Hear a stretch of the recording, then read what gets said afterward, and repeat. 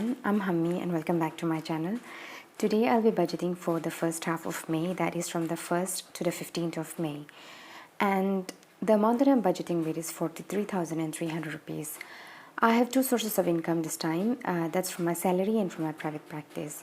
This month I have two expenses that I'll have to budget for in the first half of the month. That is, I have to go and pick up somebody. So I'll have the budget for that, and also I have a festival that's coming up on the 15th of this month. I am from the Adi community, so I belong to the northeastern part of India and I am from an indigenous tribe. So on the 15th of May we have a festival, so I'll have to budget for that also. And during festivals, one thing I like to do is I like to buy gifts for my nieces and nephews and for my older relatives. In the future, I would like to have a sinking fund for festivities. I also think I should very soon start a sinking fund for car maintenance, for medical and for vet visits. These four categories I really need to start saving up for, because when I just take out money from one paycheck for budgeting for such occasions, it actually impacts the whole month, and that is what's happening with me in the month of May. And therefore I won't be able to budget for all the categories of my fixed expenses. Otherwise I always budget all my fixed expenses in the first half of the month, and in the second half of the month when I budget, I like to focus most on my variable expenses and my savings and financial goals. So coming to my fixed expenses, what I'm going to do is, along with the categories that I have also written down the date when they are due. Firstly, in my fixed expenses category, I have my LIC. Even though my LIC is paid half yearly, I like to set aside 2640 each month so that it's more easier for me. But because this month I have a tight budget and I have some other priorities, I won't be budgeting for the LIC this time. Maybe in the second half, or if I'm not able to budget for it this month, I will try to budget for it next month. So this time I'm not budgeting anything for it. The second category is my siblings fund, and even my siblings fund does not have a due date. This is just a savings that me and my siblings are putting aside for family emergencies or family trips and everything. So this is not mandatory that I pay on a certain date. Therefore, I'm not budgeting for this either. The third category is my RD. I have a recurring deposit that I've opened in my savings account, and this is due on the 2nd of May. Therefore, I'll have to budget for it, and for this I will budget 6,000 rupees. For my SIP, the due date is the 10th of every month, and I have an SIP of 1,000 rupees, and this gets automatically deducted from my checking account, so I'll have to budget for this as well. And my EMI for my personal loan is also due on the 10th, and for this I budget 13,615 each month. Room rent is due on the 28th of this month. This room rent is for my sister. She stays away from home. Me and my other sister, we pay her rent in half. So my half that I have to pay each month is 4,500. But this time I'm not budgeting for this either. I will look into it in the second half of the month. Subscription is for my mobile connection. That's, I have two connections, and for Netflix and also for Tata Sky. So for subscription I usually set aside 1,200 each month, but for this half I am setting aside 600, so that in the next budget, that's on the 16th, in the second budget I'll try to put 600 more into it. Ration is due on the 31st of this month.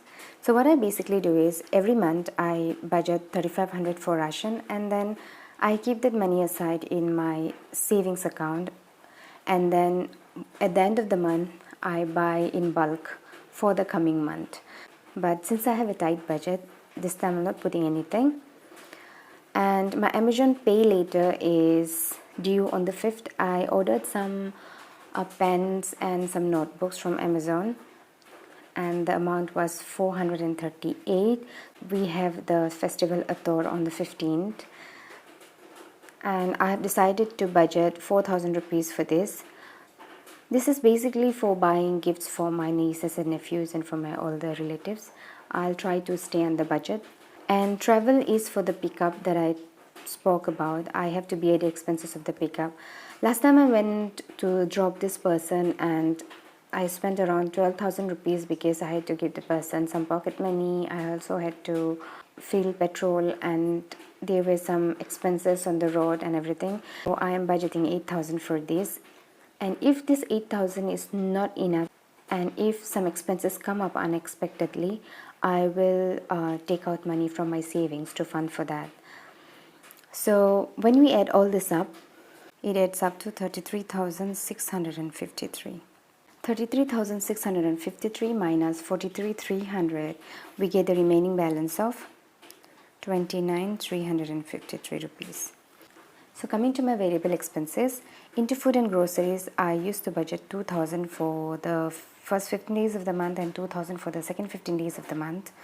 But that amount doesn't seem to work for me. Even last month, that's in the month of April, I spent a lot more money than I had budgeted. So I have decided to put 2,500 for the first 15 days. I'll just see if this also is not enough. I will increase it to 3,000, but for now I'll just see if I can work with this.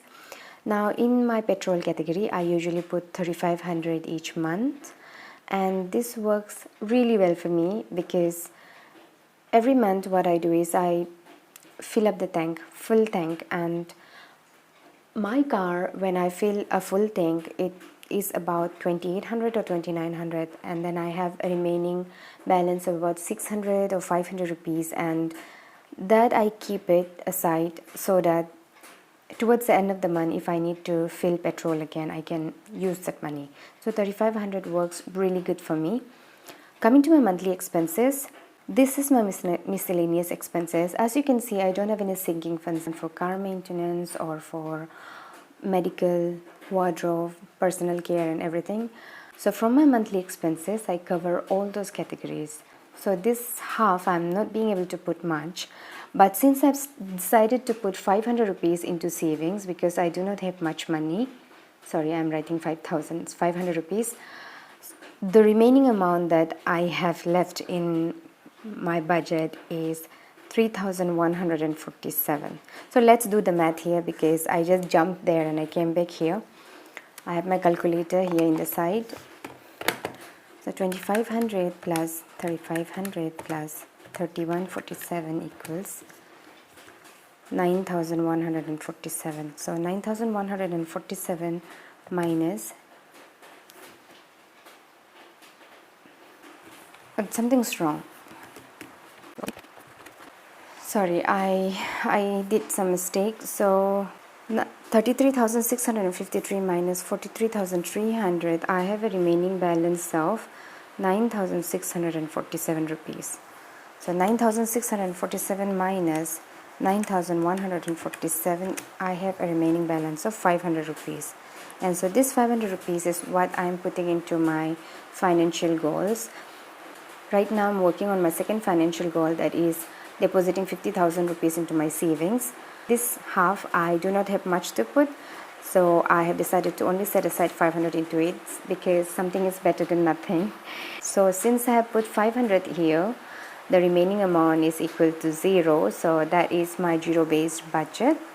And there's also one more change this time, and that is I am cash stuffing again, not for all categories but for two of my categories.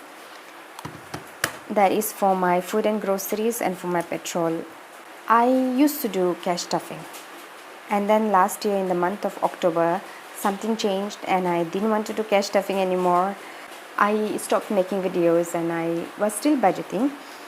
I used to budget out my paychecks and then transfer the money that needs to be transferred into their respective accounts, and the money that I would leave for my food and groceries, petrol and my monthly expenses, all this I used to keep it in my checking account. But I became a little bit careless about it, and in the month of March what happened was I spent all the money and then there was no petrol in my car and I had to fill petrol in my car, and I saw that I had spent all the money. I had around 700 rupees I think, and that is why for my food and groceries and for my petrol category I have decided to cash stuff again, because if I keep it in this envelope and I set it in my mind that this is for only spending on petrol and for food and groceries. I know that I'm going to touch that. So for these two categories, I have decided to cash stuff again. I've got only 2 envelopes here. This is for food and groceries and my petrol. So into my food and groceries, I'm setting aside 2,500. So this is 1,000, 2,000 and 500. So 2,500 into food and groceries. It's raining really hard here, and I don't know, the voice quality might be very bad, it might be very noisy, I'm sorry about that. And then for my petrol, I have 3,500, 1,000, 2,000, 3,000 and 500, 3,500. So since I have set this here, I know that I'm not going to spend it. Even in the month of April, I did cash up for these two categories and it worked really fine for me. Right now, this is what's working for me. Also this month, I have decided to not buy any clothes or any personal care items because my budget is a bit tight. I have been buying a lot of clothes the past few months. I have a lot of skincare items. I have 5 tubs of moisturizer, I have 2 types of shampoos, I have 3 sunscreens, and I don't think I need that much.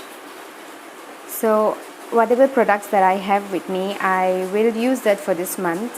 And because summer is also approaching, during the summer months I don't like applying any moisturizer or anything because the place where I'm in, it's very hot and humid and I sweat a lot. So these are the 2 resolutions that I'm taking. Oh, one more thing is I will limit my eating out to once a week. I don't know if I'll be able to do that or not, but I am thinking of doing that.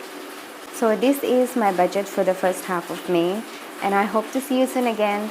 Until then, take care and bye-bye.